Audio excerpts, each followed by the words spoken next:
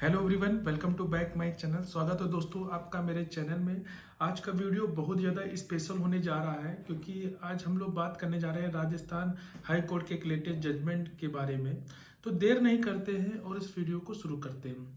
जो ये जजमेंट है कि मृतक आश्रित, मतलब कि मृतक कोई व्यक्ति है, उसकी दूसरी शादी से उत्पन्न संतान भी उस नौकरी के लिए एलिजिबल है। एक्चुअली ये मामला ये था कि जो मृतक व्यक्ति था, उसकी जो पहली बीवी से जो संतान था, उसने राजस्थान जो यूनिवर्सिटी में अपने पिता के स्थान पे नौकरी के लिए आवेदन दिया था, जिसको सिंगल बेंच ने इस बात पे डिसमिस कर दिया क्योंकि जो मृतक व्यक्ति है उसकी जो दूसरी शादी से उत्पन्न संतान भी उसमें उस नौकरी के लिए क्लेम कर रहा था। तो जिस आधार पे सिंगल बेंच ने उसको खारिज कर दिया, तो इस अपील को उन्होंने डीबी बेंच में ले गए। फिर उसके बाद क्या हुआ, तो पहले हम लोग जानते हैं वो मामला क्या है। मामला ये था कि जो अपलेंट के जो पिता थे वो राजस्थान यूनिवर्सिटी में एक तबल वादक एक पद है उस पे कार्यरत थे। तो 1/12/2004 को जब उनकी मृत्यु हो गई, तो उन मृत्यु के बाद उनके दोनों लड़कों ने उस नौकरी के लिए आवेदन दिया। और 2005 के रूल के अनुसार जो राजस्थान का जो गवर्नमेंट का रूल था कि compensate appointment of DC dependent के आधार पर जो इसके जो दूसरे लड़के थे, जो मृतक व्यक्ति का जो दूसरी बीवी से उत्पन्न लड़का था, उसको नौकरी दे दी गई।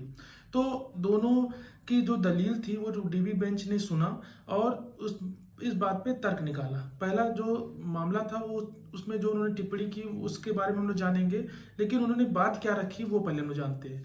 जो पहला लड़का था, जो मृतक व्यक्ति का जो पहली संतान जो था, उसने ये रखा कि जो मृतक उसके जो पिता हैं उससे उसकी जो दूसरी शादी जो उत्पन्न संतान है वो उस नौकरी के लिए एलिजिबल नहीं है, पहली चीज। दूसरा चीज ये रखा कि वो जो उसकी दूसरी शादी है वो एक डाउटफुल है, तथा उसका जो उससे उत्पन्न जो संतान है वह उसका सर्विस बुक में नाम नहीं है। तो इस आधार पे वह उस नौकरी के लिए एलिजिबल नहीं है क्योंकि उसके पिता राजस्थान यूनिवर्सिटी पे तबक वादक नाम एक पोस्ट थी उस पर कार्यरत थे और ये लोग क्लास 4th की जगह के लिए अप्लाई कर रहे थे।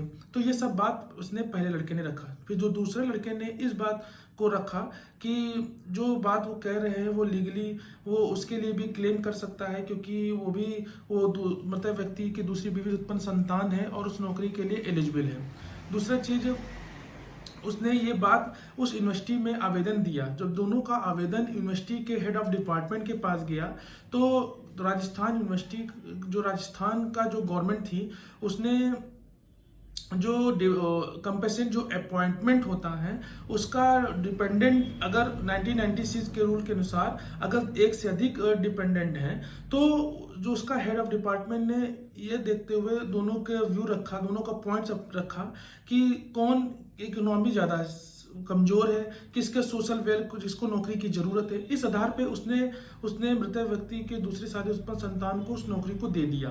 फिर जब ये बात जो उसके अधिवक्ता ने रिस्पोंडेंट के अधिवक्ता ने बात रखी, तो ये सब दलीलों को रखने के बाद राजस्थान हाईकोर्ट जो डीबी ने यह निर्णय निकाला कि जो राजस्थान का जो गवर्नमेंट का रूल है 1996 में, जिसमें अगर एक से अधिक डिपेंडेंट है वो डीसी, मतलब गवर्नमेंट का जो रूल है कि government compensate appointment of dependent DC 1996 का जो रूल है, अगर रूल 10 का 2 कहता है कि अगर एक से अधिक है और जो हेड ऑफ डिपार्टमेंट ने ये बात रखा कि इसकी इकोनॉमी ज़्यादा कमज़ोर है, ये फाइनेंशियल बहुत ही कमज़ोर है, इसलिए हमने इसको नौकरी दिया।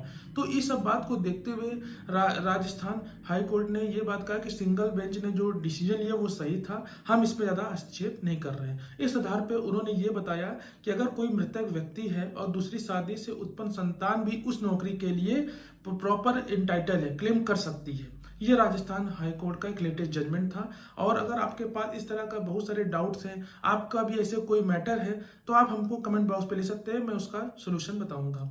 और ये जजमेंट आप इस वीडियो के डिस्क्रिप्शन में एक लिंक दी गई है, वो वहाँ पे जाके जजमेंट को आप पढ़ सकते हैं, क्योंकि इसमें सुप्रीम कोर्ट का भी जजमेंट साइटेड किया गया है। क्योंकि बहुत ज़्यादा केस आता है कि जो दूसरी बीवी है उससे उत्पन्न संतान उसकी नौकरी के लिए क्लेम कर सकता है कि नहीं। तो इस जजमेंट के बाद अब आपका प्रॉब्लम लगता है कि सॉल्व हो गई होगी।